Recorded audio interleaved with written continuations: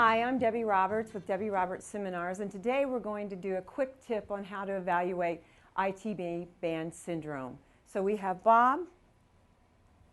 Bob actually does play basketball, and he just might have some tight IT bands. What you'll see is cyclists, runners, basketball players, football players will have ITB band syndrome. So one of the ways that we would assess it is in gravity. He may not be able to touch his toes. So let's see if he can touch his toes. And he's a little stiff. And the only way we would find that out, we'll have him come on back up, is I'm going to put a pillow between his knees. And I'm going to have him squeeze really hard. Now, why would I do that? Why I'm doing that is I'd shut his ITB bands off so that if that's what's really one of the inhibiting factors from him to being able to touch his toes is right now we shut those off. So let's see if that worked. And how's that feel? A little bit better? So a little bit better. Now what I want to do is I still want to take another evaluation out of gravity. So I'm going to have you go supine for me. Great.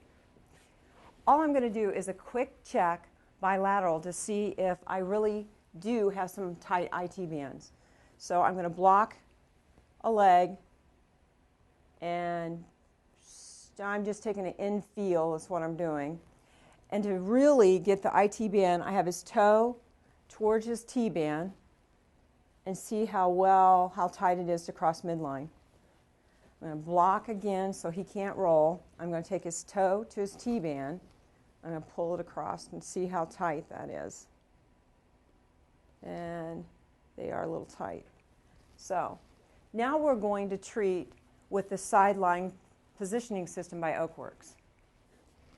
Now, what I like about the system is it's going to keep his spine in perfect alignment, and it's going to keep him comfortable. Because if you've ever had your IT bands worked on, you know that that's not really comfortable. So I'm going to pull up the pants here just a little bit.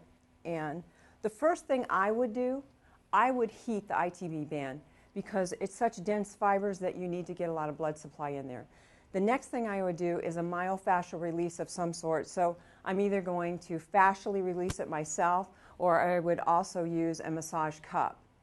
Then the next thing I would do is palpate and start working on the trigger points. So let's look at what that looks like. As I'm treating the ITB band, we've got to know exactly where that is on the patient. So we'd have the patient lift your leg up for me in abduction. Great. I can just begin to see it, so I want to actually make the difference. So if you'll push your foot out into my hand, please. And we can see right there, and I can feel his quad kick in, and I know that the ITB band is sitting right next to that quad. And if I have him pull in, I can then see the tendon of semitendinosus, and right along there would be the other part of vastus lateralis and the ITB band. And I know that I'm not on, again, pull towards you, that's great. I know that I'm not on semitendinosus. So that I can go right up that IT band and stretch it.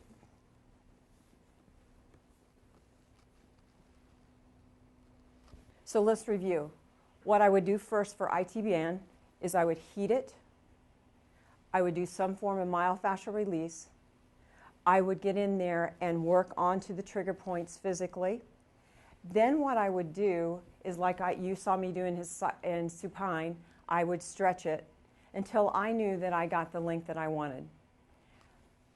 That is your quick tip for ITB band syndrome. I invite you to visit www.debbierobertsseminars.com for more seminar information, where we teach you 25 assessment protocols for the lower extremity.